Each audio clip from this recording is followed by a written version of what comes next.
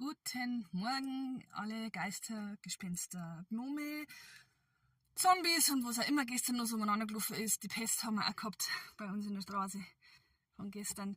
Falls ihr euch wundert, warum ich halt noch gruseliger ausschaue, weil gestern ich bin fix und foxy.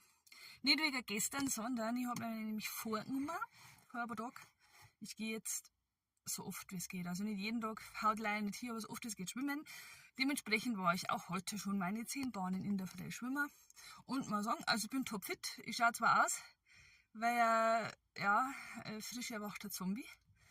Gut, dass der Daryl nicht in der Nähe ist, sonst war ich gleich wieder platt. Hashtag Walking Dead Insider. Ja. Also, schön war's. Und es ist ja wirklich das Frühschwimmen, ne? Es ist diese passionierte Sportlergruppe, die schwimmen in der Zeit, wo ich Bahn schwimme. 10. Also 10 nicht, aber 5.